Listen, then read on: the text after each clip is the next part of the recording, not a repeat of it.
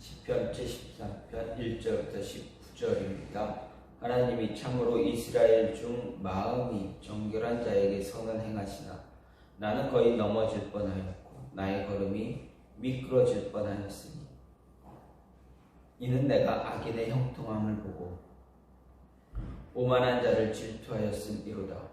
그들은 죽을 때에도 고통이 없고 그 힘이 강건하며 사람들이 당하는 고난이 그들에게는 없고 사람들이 당하는 재앙도 그들에게는 없나니 그러므로 교만이 그들의 목걸이요 강포가 그들의 옷이며 살찜으로 그들의 눈이 솟아나며 그들의 소득은 마음의 소원보다 많으며 그들은 능욕하며 악하게 말하며 높은 데서 거만하게 말하며 그들의 입은 하늘에 두고 그들의 혀는 땅에 두루 다니도다. 그러므로 그의 백성이 이리로 돌아와서 잔에 가득한 물을 다 마시며 말하기를 하나님이 어찌하랴 지존자에게 지식이 있으랴 하는도다. 볼지어다 이들은 악인들이라도 항상 평안하고 재물은 더욱 불어나도다. 내가 내 마음을 깨끗하게 하면 내 손을 씻어 무죄하다 한 것이 실로 헛되도다. 나는 종일 재난을 당하며 아침마다 징벌을 받았도다. 내가 만일 스스로 이르기를 내가 그들처럼 말하리라 하였더라면 나는 주의 아들들의 세대에 대하여 악행을 행하였으리이다. 내가 어쩌면 이를 알까 하여 생각한즉 그것이 내게 심한 고통이 되었더니 하나님의 성수에 들어갈 때에야 그들의 종말을 내가 깨달았나이다. 주께서 참으로 그들을 미끄러운 곳에 두시며 파멸에 던지시니 그들이 어찌하여 그리 갑자기 황폐되었는가 놀랄 정도로 그들은 전멸하였나이다. 아멘. 오늘 말씀 시편 73편 1절부터 19절 말씀입니다. 오늘 말씀은 본문은 73편은 아삽의 시이라 이렇게 표제 제목이 되어 있습니다. 그런데 이 아삽의 시인 오늘 시편 73편은 시편 37편과 그 주제가 같다라고 할 수가 있습니다. 다만 37편은 의인이 고통을 당하고 도리어 악인이 형통하는 그러한 부조리한 현실 속에서도 하나님의 주권적인 공의와 공의의 섭리는 계속되고 있고 궁극적으로 하나님이 그 행위에 따른 공의의 심판을 반드시 행하실 것이다 라는 것입니다. 그래서 하나님의 백성은 악인의 형통과 번영으로 인해 불평하지 말고 인내함으로 하나님의 공의의 보응을 기다리는 신앙의 자세를 가지라 가르치고 있습니다. 반면에 오늘 말씀 73편은 악인의 형통함을 이제 바라본 시인이 한때 빠졌던 신앙적인 갈등과 그러한 갈등 속에서 마침내 깨닫게 된 하나님의 역사, 하나님의 행하심, 세상 마지막 날에 행하시는 공의로운 심판에 대해 신뢰하고 확신하는 그런 신앙만이 이 갈등을 극복할 수 있다라고 이야기하고 있습니다. 즉 악인의 형통함은 세상에서 악인이 형통할지라도 그들의 모습을 보면서 시험 들지 말고 신앙적인 어떤 갈등 겪지 말고 하나님을 바라볼 때 하나님이 그들을 향해서 마지막 날에는 그들을 심판하실 것이다 라는 그 모습에 그러한 확신을 갖고 어떤 힘든 일, 고난, 고통들을 다 이겨나가야 한다라는 이야기입니다. 이런 모습을 보면서 하나님께서 정말 선을 행하시는가 시인은 이야기합니다. 마지막 날에 하나님께서 선을 행하시는 것을 내가 보았다 이야기합니다. 그러면 하나님이 행하시는 선, 마지막 날에 선을 행하신다, 공의를 이루신다 라고 하는데 어떠한 자들 위해서 하나님은 선을 행하시는가? 오늘 시인은 분명히 이야기합니다.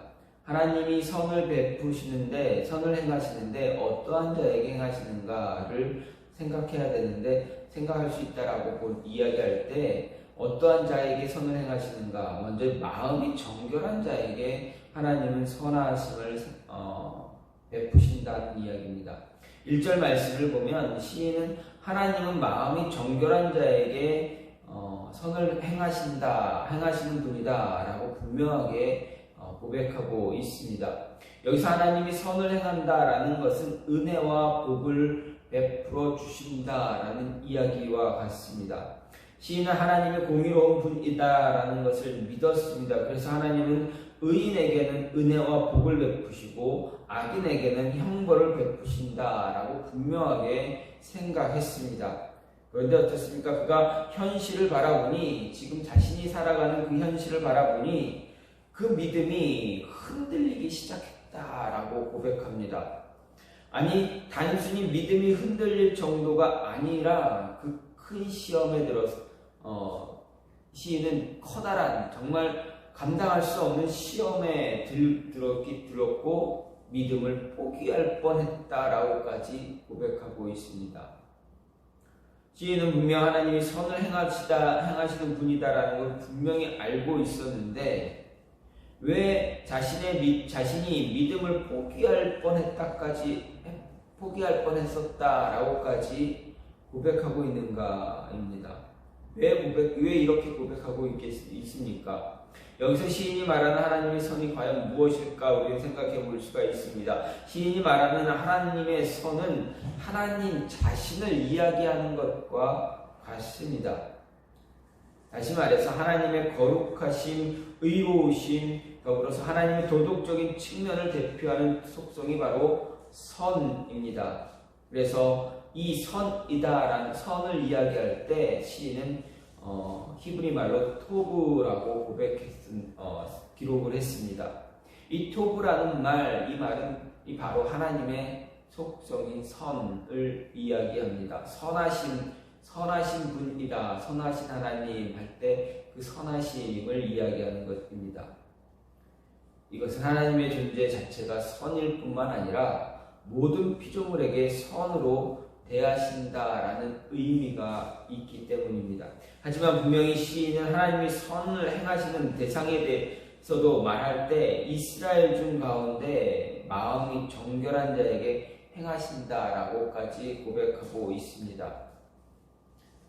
분명 하나님은 모든 사람들에게, 모든 피조물에게 선을 행하신다라고 하는데 특히 1절 말씀에서 그가 고백하기를 이스라엘 중에서, 참으로 이스라엘 중 마음이 정결한 자에게 베푸신다. 이스라엘 가운데 마음이 정결한 사람, 정결한 자에게 베푸신다라는 것입니다.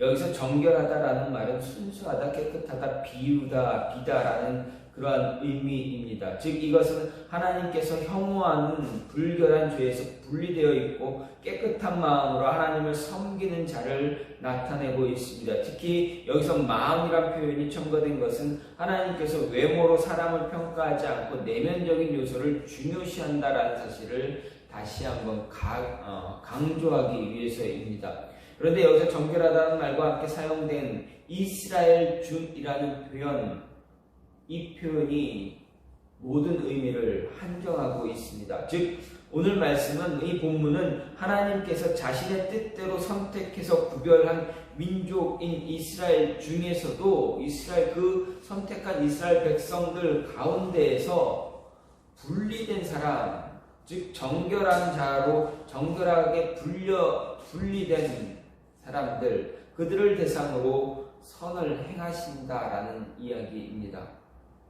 이것은 당시 이스라엘 민족이 갖고 있었던 선택받은 백성이라는 의식에 대한 어떤 도전이기도 합니다.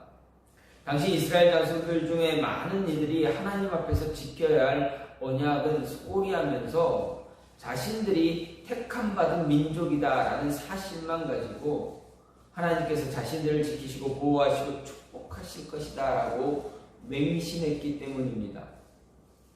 이러한 모습은 시인이 이 시를 지을 때뿐만 아니라 신약시대, 그런 예수님 시대에도 마찬가지였다라는 것입니다.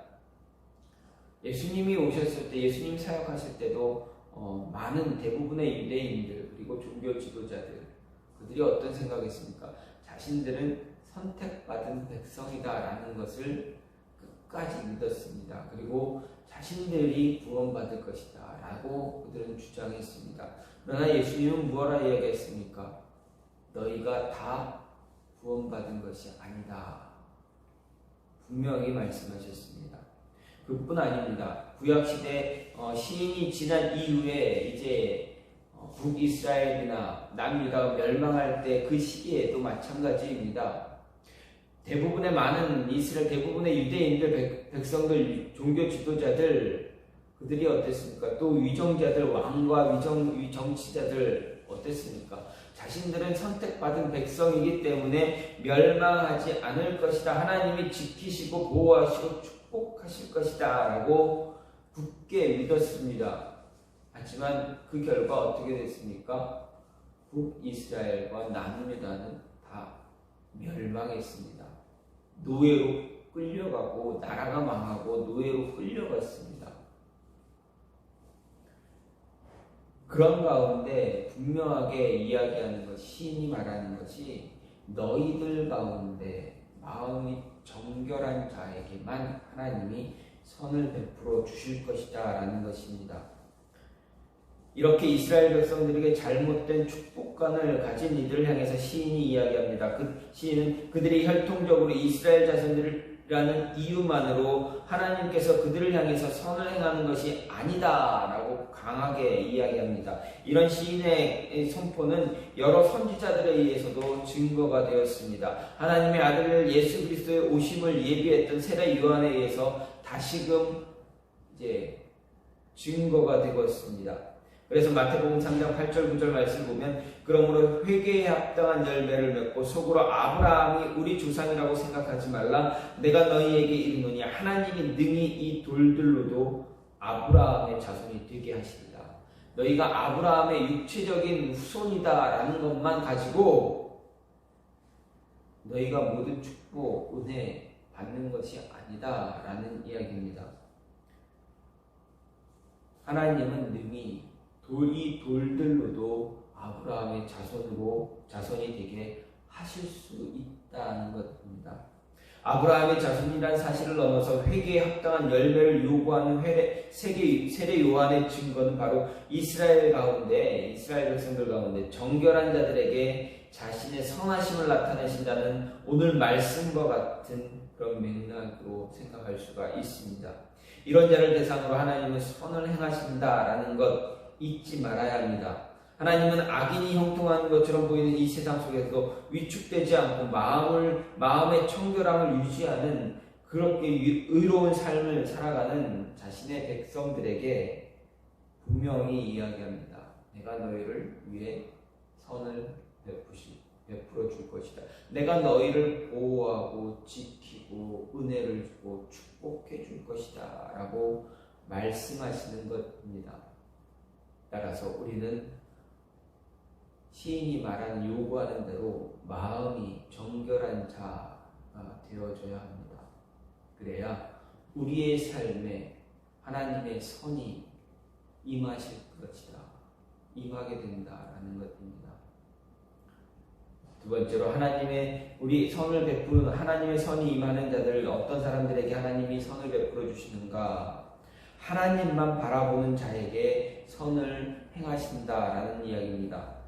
3절 말씀을 보면 이는 내가 악인의 형통함을 보고 오만한 자를 질투했다라고 시인이 고백합니다. 여기서 보다라는 말은 건성으로 보는 것이 아니라 그 이면에 무엇이나 본질을 알기 위해서 지속적으로 악인들의 형통함을 지켜보았다라는 것을 강조하고 있습니다. 즉 시인은 악인들의 형통함을 지켜보는데 지속적으로 계속 보았다라는 것입니다. 어떻게 해서 저들이 저렇게 형통할까? 어떻게 저들이 쉽게 말하면 어떻게 저들의 사업이나 저들의 집안이 저렇게 잘 될까? 모든 일들이 왜 어떻게 하면 저렇게 잘 풀릴까? 왜 저들이 저렇게 악한 자들이 저렇게 잘 풀릴까? 일이 잘 풀릴까? 그런 모습을 지속적으로 보고 관찰했다라는 것을 이야기하는 것입니다. 이렇게 악을 행하는 자들, 오만한 자들이 지속적으로 형통을 누리는 것을 보고 주시하게 되므로 시인은 자기가 가진 굳건한 믿음, 곧 하나님이 이스라엘 중 마음이 정결한 자에게 선을 행하신다라는 그 믿음이 흔들리고 있고 그들을 부러워할 뿐만 아니라 심지어 실족하고 있는 자신을 보고 미끄러져 스스로 그들의 악에 동조할 뻔한 상황을 이야기하고 있는 것입니다.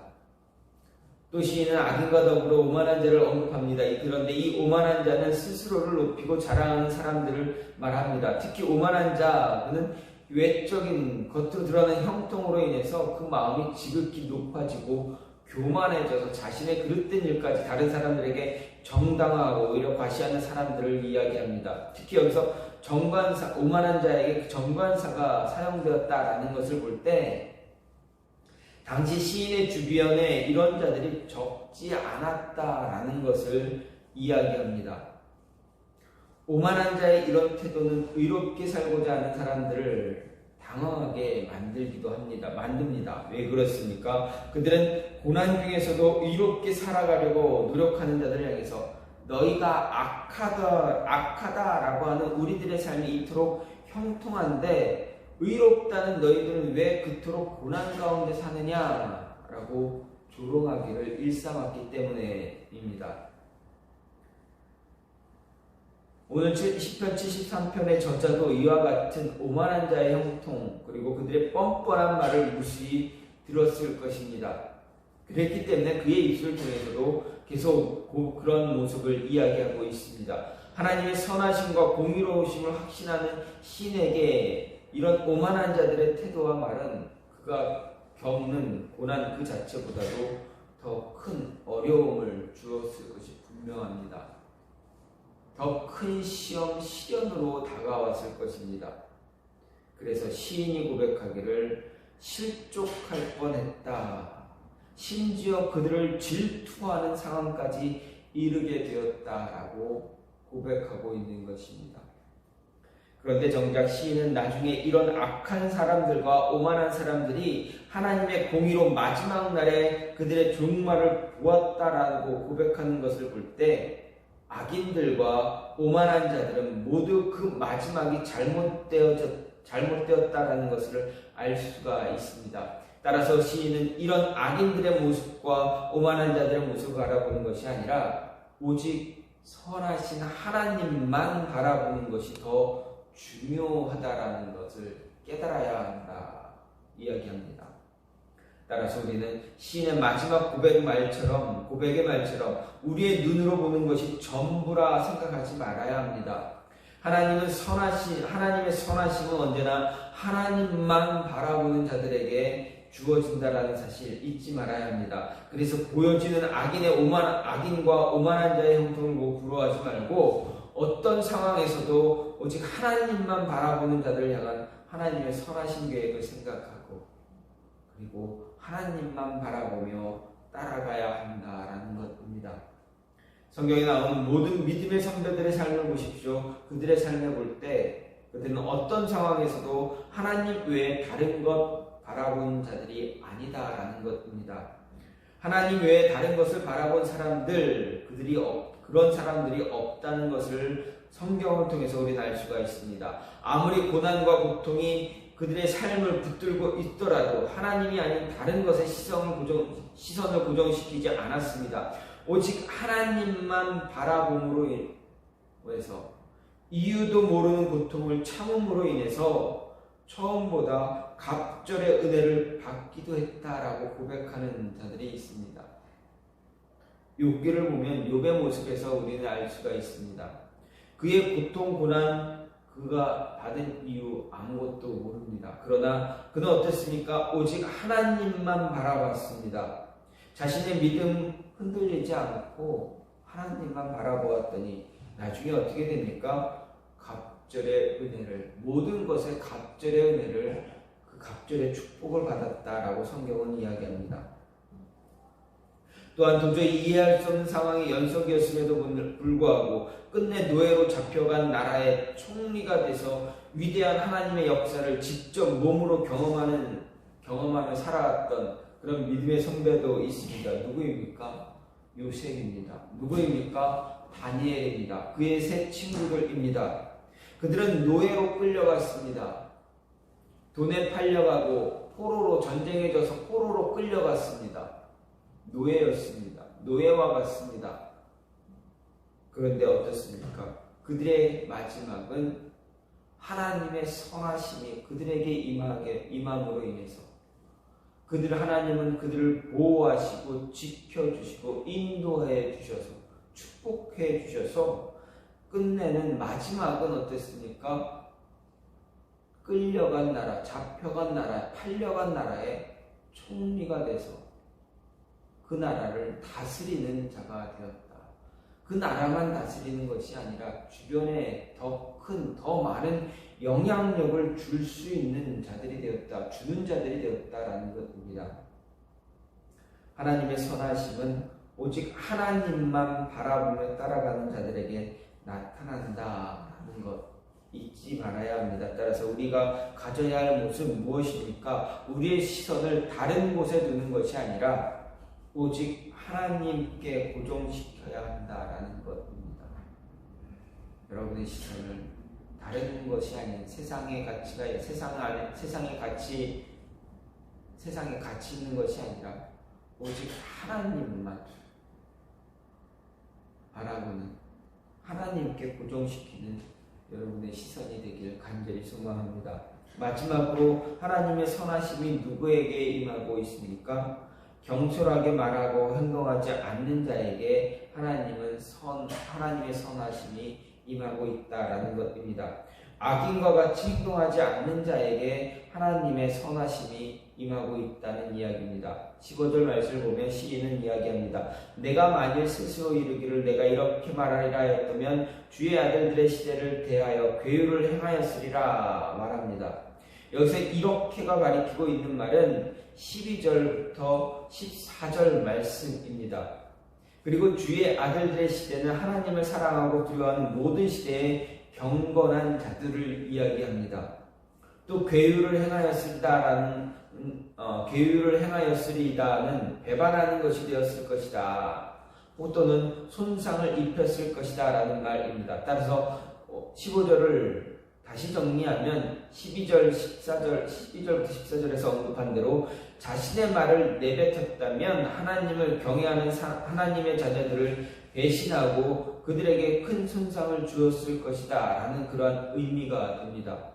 이렇게 볼 때 시인은 12, 13, 14절의 언급을 마음으로만 가지고 있고 입 밖으로 내뱉지 않았다라는 것을 확인할 수가 있습니다. 악인의 형통과 자신에게 주어지는 끝없는 고난, 시련, 이런 것은 하나님의 뜻을 따라 깨끗하고 무죄한 삶을 살려고 노력했던 시인에게는 매우 큰 시험이 되었습니다. 지금까지 지켜왔던 신앙에 대한 깊은 회의를 갖게 했습니다. 그래서 시인은 급기야 자신이 정결한 삶을 사는 것이 정말 헛된 일에 지나지 않는다라고 생각하게 이루었습니다. 말하자면 시인은 자신의 신앙을 포기할 마음을 먹기까지 했다라고 고백했습니다. 하지만 시인은 거의 실족할 뻔하긴 했지만 그러지 않았습니다. 그도 악인들과 같이 말하며 그들과 같이 살고 싶었지만 신앙 때문에 신앙을 포기하지 않았다라는 것입니다. 자기가 믿는 그 믿음을 포기하지 않았습니다. 이것은 시인이 그래도 신앙의 뿌리를 제대로 내리고 있었다라는 증거가 됩니다. 비록 시인의 이 신앙은 알 수 없는 하나님의 섭리 앞에서 뿌리까지 흔들리긴 했지만 그 뿌리가 뽑히지는 않았다라는 말씀입니다. 그가 고백한 것처럼 입 밖으로 내뱉고 싶었지만 그것은 하나님을 믿는 다른 많은 의인들을 배신하는 일이고 그들에게 씻기 어려운 큰 상처를 주는 일이다라는 것을 깨달았습니다. 그래서 그가 생각하기를 그가 그런 생각을 마음에 품기는 했지만 입 밖으로 내뱉지 않았다는 이야기입니다. 그렇게 말합니다. 대신 그는 왜 하나님의 섭리가 이렇게 진행되는지 그 해답을 얻고자 몸부림치며 고민을 한 것을 우리는 알 수가 있습니다. 시인이 이처럼 한 이유는 하나님은 경솔하게 말하는 자에게 그리고 경솔한 행동을 하는 자에게 선을 행하시기를 즐겨하지 않으시기 때문이다라는 것입니다.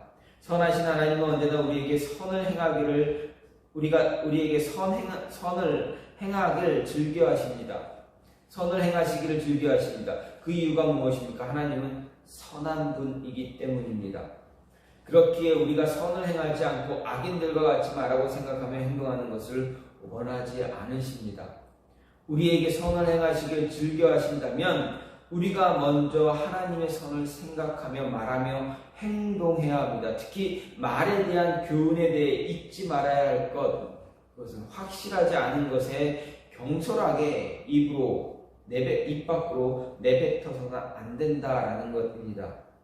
만일 시인이 하나님 섭리에 분명한 해답도 없이 마음에 일어나는 충동에 이끌려서 하나님의 공의를 의심하며 다른 이들에게 하나님의 섭리와 관련해서 불평불만했다면 아마도 악인들은 더 마음이 강팍해져서 기세등등했을 것이고 무엇보다 함께 고난받으며 인내하던 다른 하나님의 백성들에게 큰 충격과 아픔을 안겨주었을 것입니다.